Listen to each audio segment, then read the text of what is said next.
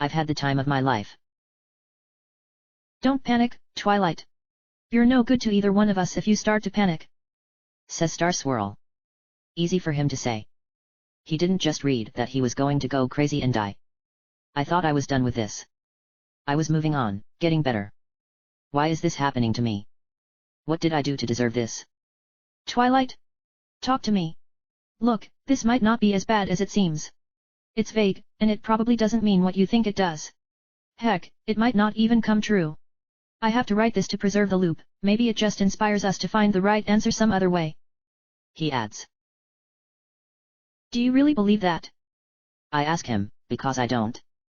He hangs his head and it's clear that he doesn't either. I look up at nothing in particular.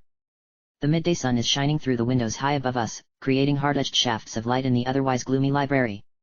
A particular speck of dust drifting through the light catches my eye and I watch it dancing on tiny currents of air until it sinks out of sight and disappears back into the darkness. I try to focus on another one, but my vision's a little blurry. Stupid tears. Star Swirl looks like he desperately wants to say the right thing, whatever that is in a situation like this.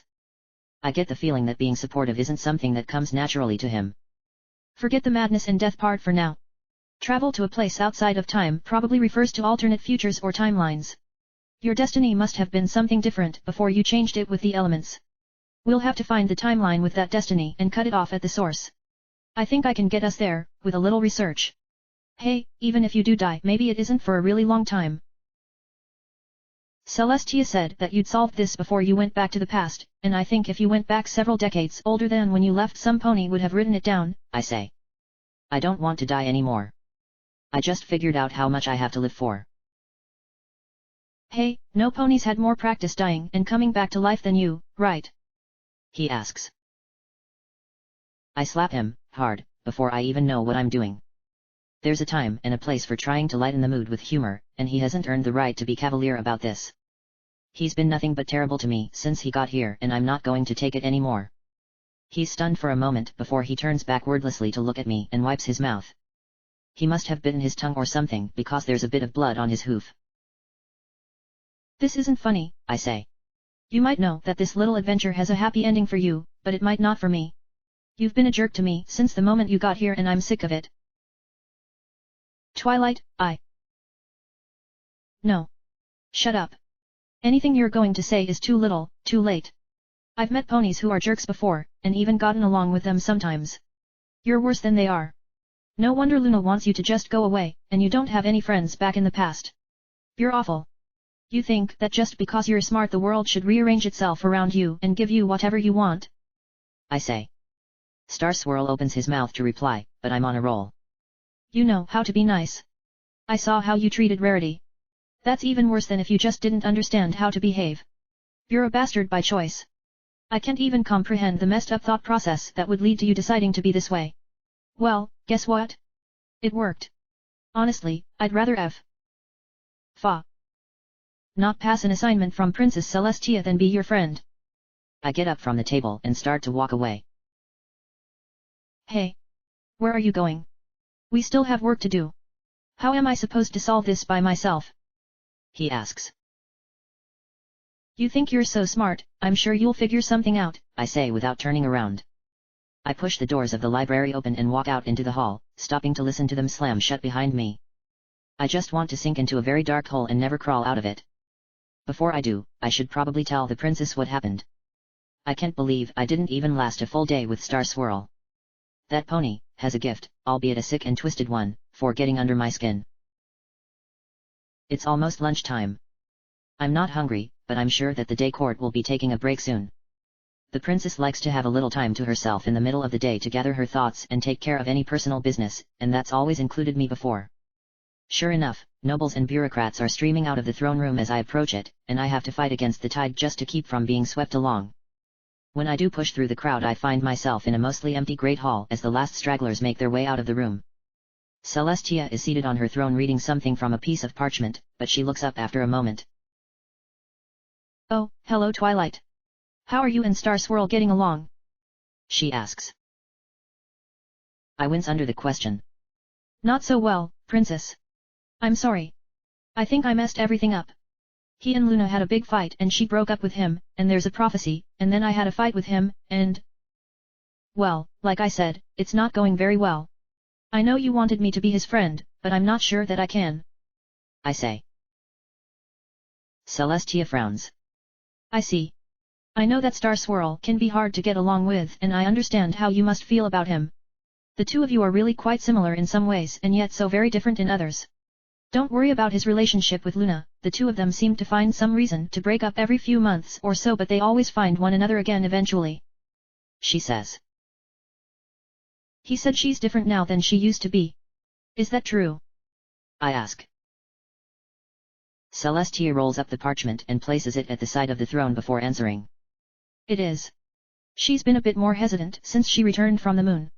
She's getting better, gradually, but I'm sure that Star Swirl picked up on the differences. I'm also sure that whatever he said was a blunt and tactless way of expressing his concerns, but maybe Luna needs that. It's not my place to try and control my sister's personal life even if I do worry about her sometimes. I think about that for a second, and something Celestia said earlier comes to my mind. You say we're similar. You told me something like that before, too. I say. The wheels in my head are turning and I see Celestia giving me the smile she always does when I'm about to figure out something important. It's always been her style to give me just enough information and let me put the pieces together for myself. The locator spell said that I was connected to him independent of my connection to you, or to Luna. That's right. You are. You said that Luna and Star Swirl were together for his entire life, right? Did they ever? I trail off. What I'm about to suggest will have to be phrased very delicately. It feels wrong to even think about. Lucky for me the princess finishes the thought so I don't have to. They did. A daughter, in fact. Shooting Star was her name, if I'm remembering correctly. Says Celestia. And was she? I mean, am I? Am I related to her? I ask. You are indeed. Very cleverly deduced, Twilight. Says Celestia like it's nothing especially important. Meanwhile my thoughts are running in a million directions at once. I'm descended from Star Swirl? And one of the princesses? But that would mean that when Luna and I… Oh dear. Celestia notices my distress and chuckles. Relax Twilight, it was 1600 years ago. You're, what, 40 or 50 generations removed from both of them. You're probably more closely related to a random unicorn wandering the streets of Canterlot, genetically speaking. But I'm the element of magic. Am I only special because I'm descended from an alicorn and a powerful archmage? I ask, afraid of the answer. Absolutely not Twilight. You certainly are special, but it's not because of the blood that flows in your veins. Your accomplishments are entirely your own. You're hardly the only pony, related to Luna, or myself for that matter. Think about it. Assume that Shooting Star started a family of her own, which she did, and had 2 children. Then assume that each of those children had 2 children and so on for 40 generations. How many descendants total would they have? Sigma 2 to the n power for n ranging from 1 to 40. Which is… a lot. I say. It would be well over 1 trillion, easily. Certainly more ponies than are alive in Equestria today. Shooting Star wasn't Luna's first child, either, and probably won't be her last. She's had 11 through the ages, by 11 different fathers. I'm not immune to the pleasures of the flesh either, Twilight. Mortal stallions have caught my eye in the past as well. I've been a mother 9 times over myself, and 8 of them went on to have families of their own. My children are inevitably mortals, and I've never given them any special title or any great wealth. We have enough noble houses as it is without me creating more. I would much rather my foals make a name for themselves with their own achievements. All I've ever needed to give them is my love, support, and every once in a while a swift kick in the flank to motivate them. She says. She's not looking at me anymore, instead she's lost in her reminiscence. What happened to the 9th? I ask. Celestia is jolted out of her memories. I don't think she was expecting a follow-up question. I'm sorry. You said that 8 of your foals started families of their own. What about the 9th one? Celestia gives me a sad little smile, and is silent for a few moments before she answers. Morning Glow. My youngest. I had him a little over 1,000 years ago. His father was a great general, a Pegasus. Glowy wanted to follow in his hoof steps and joined the royal guard. I'm sure he would have been a great leader himself, given time. But then came the morning that Nightmare Moon refused to allow me to raise the sun. Technically, Morning Glow abandoned his post to protect his mother. He was badly injured in the fight, and a few days later. Celestia shakes her head. I'm sorry, I'd really rather not talk about this. Lots of ponies died that day, and I've mourned them all. They're all like my children. Luna killed her own nephew. I ask, not fully able to believe it. My own problems are forgotten for the time being. The details of that day have mostly slipped away into the mists of history, one of Celestia's conscious decisions to make Luna's return a little bit easier on every pony. Every pony except herself. Nightmare Moon killed my son. There's an important difference, she says. I don't know if that's true or just a rationalization on Celestia's part. Luna doesn't talk much about the exact nature of the relationship between herself and Nightmare Moon. Have you talked about this with her? I ask. Of course not. If she doesn't know already, there's no reason for me to add that to her burden. She has enough she feels like she needs to repent for already, says Celestia. Princess, respectfully, I think you're wrong. I think she knows on some level and you two need to talk about it. What if in a few decades she starts looking into the time period and finds out from some pony else? She needs to find out from you. If she really is different than she used to be, maybe this is part of why. I say. I'll consider it, says Celestia in a tone that implies finality. I don't think I've changed her mind, though. I turn to leave before an idea hits me. Princess, there's a friendship report I haven't sent you, it's from a little while ago, but if you don't mind I'd like to just present it verbally rather than writing it down. Would that be alright? I ask. Celestia looks at me, suspicious, but eventually nods. Go ahead. Dear Princess Celestia, I begin, today I learned that sharing a burden that's weighing you down is the best way to get past it. Even if something is dark, or scary, or hard to talk about, you shouldn't hide it from the ponies that love you. You aren't making them happier, or keeping them safe, or even being kind to them. You're just making it harder for them to understand why you're hurting. Even though it isn't easy, the best thing you can do is just open up to them about what's bothering you. They might not like it, and they might even be angry at you for what you did or felt, but the only way for every pony to move past it is to talk about it. In the end, they'll usually understand. That's a mark of a true friend. Or a family member. Your faithful student, Twilight Sparkle. It's not my best report. Some of the wording is a bit awkward, and if I were writing it down I'd probably do a couple more drafts to get it right, especially a report as important as this one. In the end, though, it's more important that Celestia hears it from me right now than that the words are perfect. That's a good lesson. A+, as usual. I'll keep it in mind, she says. I have no idea what she's decided to do, but I've done all that I can do here. I'm going to go back to Ponyville for a while, Princess. I think I'll make more progress if Star Swirl and I work independently. I'll send you a letter if I find anything, I say. I turn to leave again, for real this time. There's a lot to do before I head back to Ponyville, so first things first I track down Spike and give him a list of books I want him to check out of the Royal Library. I'd go do it myself if I wasn't avoiding Star Swirl. Then it's off to my room to pack up my things. I should have listened to my friends in the first place. This isn't an urgent problem at all. I have a date coming up. How about I focus on that for the next few days rather than always be worried about saving the world? Some pony else can take care of it. Heck, maybe the point of that prophecy was to drive me away so that Star Swirl can fix the problem on his own. More power to him if that's the case. The sooner he figures it out, the sooner we can put 16 centuries between us again. I can't believe I used to look up to him. Twilight? You're muttering to yourself again, says Spike. At some point he returned to my room with the books I'd asked for and I didn't even notice. I look down at what I'm doing as I realize that I just packed one of my suitcases inside of another, larger suitcase. All the things I brought with me from Ponyville are strewn haphazardly around the room without any apparent rhyme or reason. I got kind of distracted there for a second, sorry, I say. I grab the books in my magic and begin to pack them up into my bags. Spike doesn't ask for an explanation as to why we're heading back to Ponyville so soon and I don't volunteer one. It's a lot of work to pack everything up, but with all the back and forth I've been doing between Ponyville and Canterlot these days I've gotten pretty good at packing efficiently. We're ready quickly enough that I'm able to make a mid-afternoon train. I'll be back home in my library in time for a late dinner.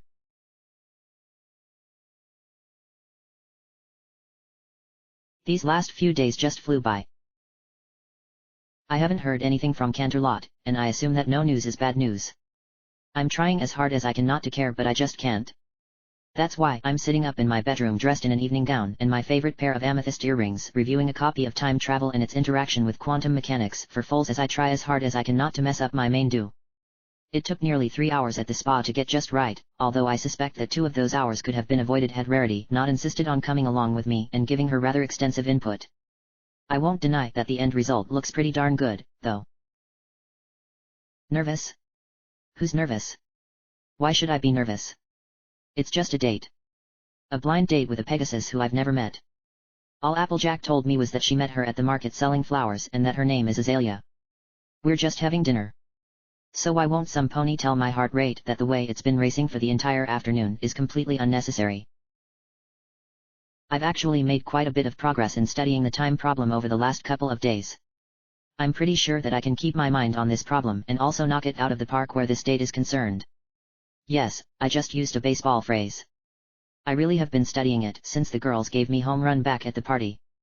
If some pony had just told me it was 90% statistics, I would have started following it sooner. Every time I hit a block on the time thing, I just think back to Star Swirl and his smug little grin, and I find the strength to push right through it, if only to prove him wrong. Give myself over to madness and death? I think not, thank you very much. It wasn't even a real prophecy. He was cheating. I wonder how many of his other so-called accomplishments were fake. There's a knock on the door from downstairs. Twilight. I think she's here. Spike calls up. I'll be right down, Spike. Let her in. I call back. I just need 2 minutes to finish this chapter. And maybe I'm just a little bit nervous. I've been having trouble putting all the thoughts of death and madness out of my head for the last several days, and I'd welcome a distraction from it. I force myself to put the book down. I've read it 3 times already and there's nothing in there I don't already know. Time to head downstairs. I walk down to meet my date and find a light green Pegasus with a flower for a cutie mark. An azalea presumably, although it's partially covered by the red dress she's wearing and I'm trying not to stare so I can't say for sure. Her mane is tied into 2 long braids with orange ribbons at the end of each. She's really cute. I'll have to remember to thank Applejack tomorrow. She looks up from her chat with Spike as I come down. Hi, nice to meet you. I'm Azalea, you look really nice in that dress. She says. Thank you, nice to meet you too, I say and bring my hoof up to bump hers in greeting. I see you've met Spike. Hey, Twilight? Sweetie Belle is having a sleepover at Rarity's boutique and asked if I wanted to come. Can I? Probably Rarity's idea. That mare is quite the optimist. Sure Spike, have a great time. Thanks Twilight. You're the best.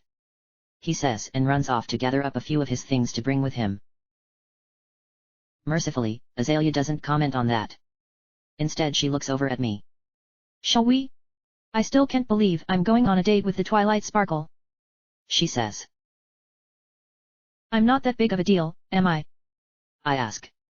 I'm more than a little nervous about being described as the anything. I'm looking for a friend, not a fanfilly. You're a little bit of a big deal, yeah. Was that the wrong thing to say? I thought we'd have at least ordered appetizers before I said something I shouldn't. She says. I'm not the mare to ask. Saying the right thing has never really been my strong suit. I say. I meant it as a joke but neither one of us laughs. Wow, this got awkward fast. Thankfully the stagnant moment is broken by Spike returning with a little overnight bag full of his things. The 3 of us walk out the door together into the night. The sun went down a little over a half hour ago and the last of its light is only just now fading away. Spike and the 2 of us part ways right outside the door as he heads for Rarity's, while Azalea and I have reservations at a nice Bidalian place Fluttershy suggested called the Wheat and Chaff. We walk towards the restaurant in silence for a few minutes before Azalea breaks the ice. The stars are nice tonight. Weather's supposed to be clear for the next couple of days. She says. Yeah, they are. Actually, I've been working on an idea for how I might be able to solve a problem with a magic spell I cast a few months ago by moving them around to alter the flow of ley lines into what might form a resonance cascade, if I'm lucky and Princess Luna goes along with it. I say. Azalea is looking at me with a smile that doesn't quite hide her confusion. A spell? The one that made all those time loops a couple months ago? I read about that in the paper. Is that still going on? She asks. Sort of, there were some weird side effects but it's kinda technical, I say. No point in launching into an explanation of exactly what's going on. No pony ever seems interested in it. Maybe I should have though, because Azalea seems a little disappointed by my answer. She doesn't think I think she's dumb because of what I just said, right? Arg. This is so frustrating. How am I already screwing this up? Hey, that's the place, right? She asks. I think so, I've never been here before. My friend Fluttershy mentioned it as a place designers and photographers would always take her to eat during her modeling days. I say. She said they make really good pasta and wheat balls. Unless you'd rather go somewhere else. No, this looks great, says Azalea. I take a moment to give the place a quick once-over and I'm very glad I let Rarity spend so much time making me over. This place looks really fancy. The waiters and maitre d' are all wearing tuxedos. I don't think I've ever seen a tuxedo being worn in Ponyville before. I hope I can afford this place. Azalea and I walk in through the front door, into a dining room lit with dim lights, just bright enough to be inviting. There are only 7 or 8 tables, and all but one of them is occupied. They're spaced far enough apart that the low light provides plenty of privacy. Not quite enough privacy though, I find out when I look over to Azalea's face and see that it's gone beet red. Is something wrong? I ask. The table over in that far corner, see the yellow earth pony, over there? She's my ex, said Azalea. Is that going to be a problem? I ask as we're shown to our table. The other mare looks up and I can definitely tell she recognizes Azalea, but she just nods to us before she turns back to her own date. I don't think so. She's not a bad pony, we just weren't a good match. Sorry, I probably shouldn't start talking about exes on a first date. I promise I don't have too many horror stories. I understand. The last mare I was interested in romantically turned out to be my own distant ancestor. I say. As a researcher, I don't like the phrase too much information, but I'm suddenly seeing how it might be applicable at times. That's... wow. That tops anything I could come up with. Time travel again? She asks. It's a long story, I say, and before Azalea can ask me to tell it, the waiter appears to take our drink orders. I ask for a bottle of Shiraz from what I hope is a good year. Pretty sure I'm going to need it at the rate I'm going. We make some casual conversation for the next couple minutes over the menu, suggesting which dishes sound tastiest. In the end, I settle on the wheat balls in marinara that Fluttershy recommended. We start to probe for conversation topics. Azalea mentions that she saw Octavia Philharmonica performing in Baltimore. I've always meant to go see a show of hers, but our schedules have never quite aligned. Plus a disproportionate amount of the time I spend in Canterlot it seems to be under attack or partially on fire. Still, talking about the concert gets us as far as our main courses arriving. Azalea's is some sort of breaded eggplant dish, while mine is good old spaghetti and wheat balls, albeit with a few extra flourishes and shaved truffles on top to make it worth the exorbitant asking price. Azalea starts to tell me a story about something she and her roommate did the other day, and I swear that I'm trying to pay attention, really. But then I glance down at my plate and the way my fork is twirling the individual spaghetti noodles around itself in my magic. I can probably get the gist of the story if I just half listen to her, and the other portion of my attention slips back to Star Swirl talking about the time problem using a piece of yarn as a prop. It's a shame we can't just tie the strands back together. But is there any reason we couldn't tie the strands back together around a common focus? Something they all shared, like. I'm the fork. I exclaim in the middle of Azalea's anecdote. What? I'm the fork. I'm the point of commonality. We can wrap most of the divergent timelines up if we just... Hey, can I borrow your napkin? And a quill. Azalea looks a little surprised, unsurprisingly. I did just interrupt her story about her university roommates or whatever. This can't wait though. Just give me a napkin, I say, grabbing a quill from the front desk of the restaurant and pulling it over to me. Twilight? What are you talking about? Something's wrong with your fork. She asks. No, it's... Don't worry about it. Just give me 2 minutes. I say as I start scribbling notes and equations down on the napkin Azalea just hoofed over. Sorry, just don't talk to me for a few seconds while I write this down. If I forget to carry a 3 there's a sizable chance this spell will blow up Equestria. Well, 5/6 of it anyway. I just need to get down a few more things. And done. I say to the empty chair across the table from me. Did Azalea suddenly need to use the restroom or something? I look back and forth around the restaurant before I catch sight of her. That's odd, she's headed for the front door rather than the back. It's almost like... I look down at what I'm writing. On a napkin. During what's supposed to be a date. What is wrong with me? I don't consider or even think about considering what I'm about to do. I just teleport out in front of the door to the restaurant, so that I'm the first thing Azalea sees as she walks out on me. Azalea, I'm sorry. I didn't mean for you to. Save it, Twilight. You don't need to apologize. I get it. You're larger than life. Unbelievably so. By Tartarus, Luna will rearrange the stars in the night sky for you like it's nothing. You're manipulating the fabric of time and space and I just can't compete with that.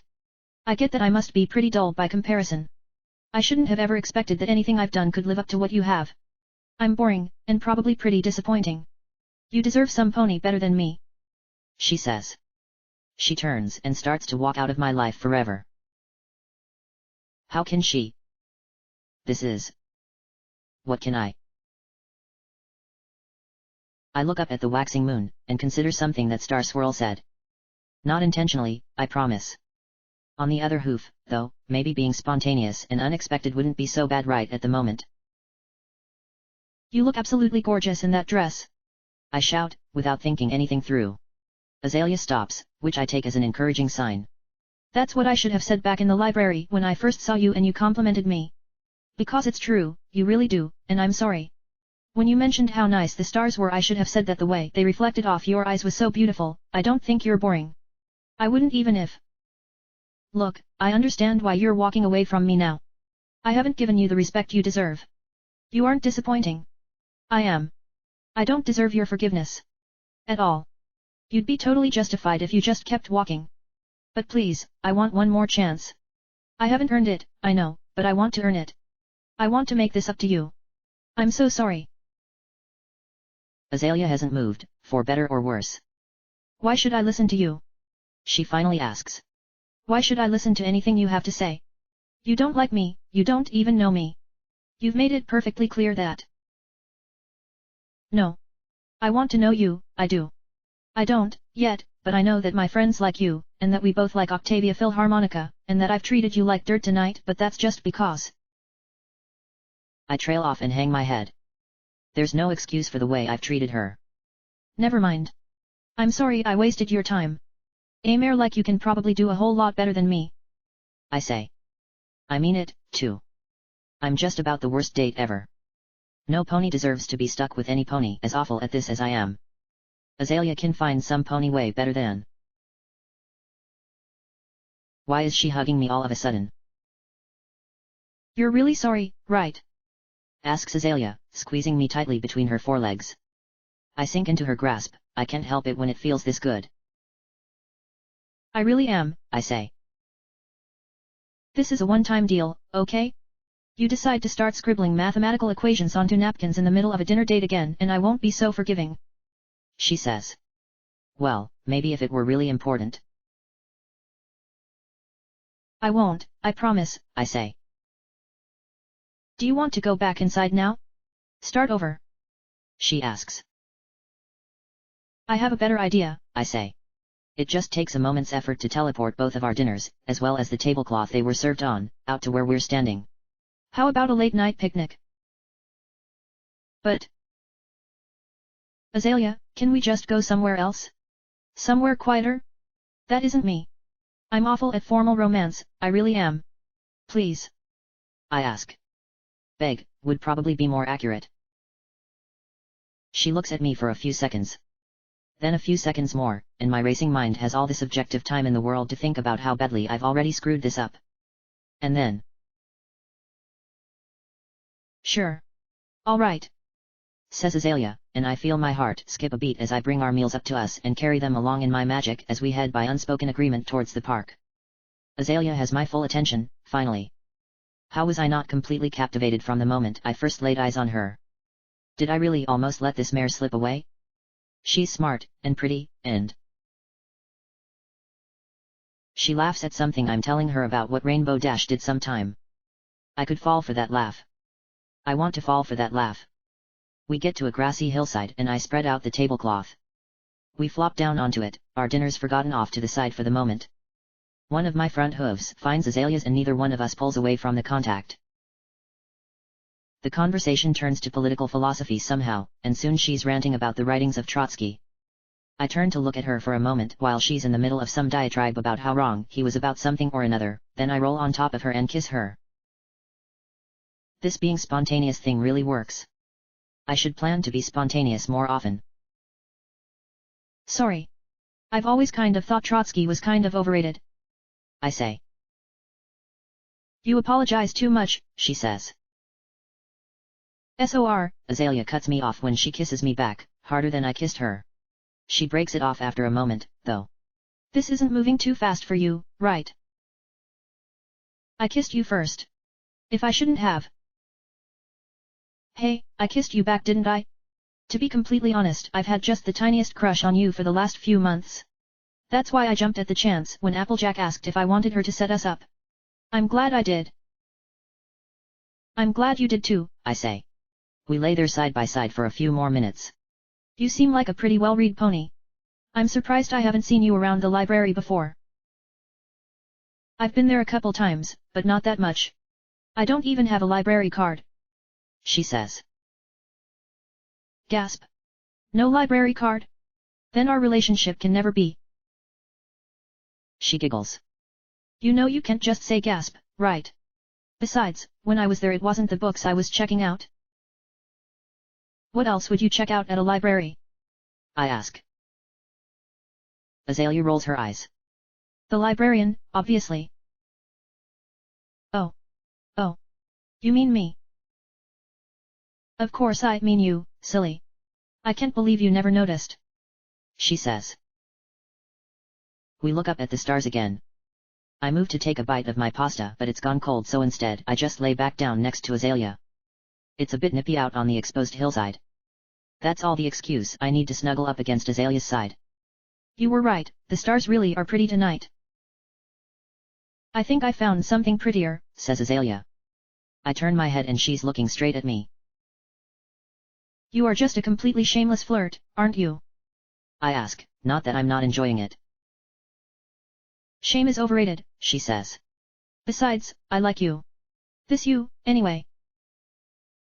I like you too, I say, and it's true. I'm glad we aren't trying to make awkward small talk at a fancy restaurant. This is so much better, and more importantly so much more comfortable. I'm not saying I've made an instant love connection with this mare, but I don't know why I expected I would after one date. I like her. I think being with her more often would make me happy. What else does any pony need, really? Speaking of the restaurant though. You know, we should probably bring these plates back to the restaurant. And pay for the food that we, stole. I say. I guess we did, didn't we? I didn't realize I was out on a date with such a dangerous criminal mastermind. Very exciting, she says. She doesn't make any effort to get up though. 5 more minutes won't hurt. That's us, a regular Bonnie and Clydesdale. No moment, especially not the perfect ones, can last forever. Soon enough the cold gets to be unpleasant and we have to get up. Azalea doesn't seem to mind the temperature, typical Pegasus, but I'm shivering. At least until she drapes a wing over my back and we walk side by side back the way we came. We get back to the restaurant and I apologize over and over to the maitre d' for dining and dashing like that. They managed to give the table to another couple and once I've paid the check and left a sizable tip they assure me there's no harm done. I'm about to leave before Azalea stops me. Don't forget that napkin you were writing on. You nearly blew our date to write that down, so you might as well, she says. You won't mind, I ask. Nah, I don't understand a word of it, but it's obviously something important to you. Actually, while we were out on the hill, I completely forgot about it, I say. Azalea smiles. That might be the sweetest thing you've said to me all night, Twilight. Glad to hear that I'm such an effective distraction. She leans over and gives me a peck on the cheek. Somehow it makes me blush even harder than the full-on kiss she gave me before. Did you say something? I was distracted. I say. Funny, she says with a wry grin. We leave the restaurant and head back to the library, which is on the way to her place. So, here we are, I say as we reach the front door. That wasn't exactly the date I was planning, but I hope it was okay. I know I had a good time. Well, it started out really bad, but then got really good. So we'll split the difference and say mediocre. Better than the other way around, I guess. She says with a grin. It's not that late. You could come inside and we could, extrapolate the trend line. I try. Azalea throws back her head and laughs, and one of the braids in her mane comes unwound. You know, Applejack warned me that you were kind of a nerd, but I wouldn't have believed how much if I hadn't seen it for myself. Sorry, I say. Oh, I'm not saying that's bad. Smart mares are very sexy. Besides, I told you to stop apologizing. She says. You also kissed me when I did. I'm kind of getting mixed messages on the apology thing. I say. Well then, I should make sure to clear that up for you. This is not for apologizing. She says as she leans in for another kiss. Not quite as intense this time, but long and lingering and with the promise of more to come. I'm very tempted to say yes and come inside. Do it. Say yes. Say yes. But I'm not going to. I can't help but let out a disappointed little moan which Azalea notices. Maybe next time, though, she adds quickly. So you do want there to be a next time, right? I ask. Of course I do. I mean assuming you want there to be a... I do. Come on Twilight, try not to sound quite that desperate. Good, so do I. So I guess this is good night then. Yep. She lingers for just a moment longer and I have the briefest surge of hope that she'll reconsider leaving, but then she takes a step back and the spell is broken. Good night, Twilight, she says and walks away. I watch her leave, hoping against hope to catch her looking back, but she doesn't. Just one more thing to do before I go inside, then. You know that I can hear you whispering in those bushes, right? I ask a nearby bush. For a moment, everything is still, before the bush starts to rustle and a familiar voice emanates from it. No UKAAAA on T. It was just the wee and. Ooh. Aw, think our cover's blown, sugar cube. Besides, why are you making ghost noises if you're pretending to be wind? That seems to stump the bush for a moment. Maybe I'm the ghost of the wind. Like the wind saw something so scary it died of fright and turned into a ghost. And now it goes around and scares other wind into dying of fright and makes them turn into... Hey. It's like a thing that repeats itself in a self-similar way. Is there a word for that? There totally should be.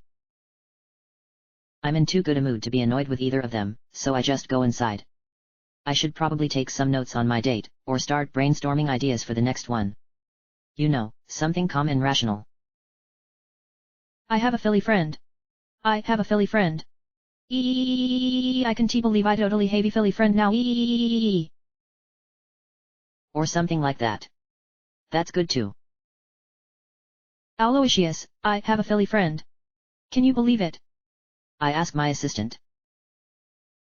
Who? Azalea. And I know that's just a noise you make and not the word who, but I don't even care because I have a Philly friend and her name is Azalea. And did I mention that she's my Philly friend? Because I have a Philly friend now. Me. A Philly friend. I dance my way up to my bedroom to take off my dress and makeup and let my mane down. I haven't cast the cloud walking spell on myself, and yet I still feel like I'm walking on air. A few minutes later I'm cleaned up and in my pajamas, although I still haven't come down from the high I'm enjoying. There's a knock on my door. Pinky and Applejack must have gotten out of that bush and want to congratulate me because I have a Philly friend now. I'm about to hit semantic satiation on the word Philly friend and I don't even care. Because Philly friend. There's nothing that could possibly happen that would ruin this night for me. I head over to the door and open it. Does the multiverse just get some kind of sick thrill out of proving me wrong? What are you doing here, Star Swirl? I ask. I get a good look as I glare at him. He looks like he hasn't slept in days. My glare softens a bit out of sympathy, but I harden it again when I remember how he treated me earlier this week. I wanted to apologize for how I acted earlier, and to be honest, I kind of need your help with this problem. I was hoping we could. Apology not accepted. Go away. I say and close the door in his face again. Twilight. Come on. Comes his muffled voice through the door. No. You, come on. Do I need to spell it out for you? I don't like you.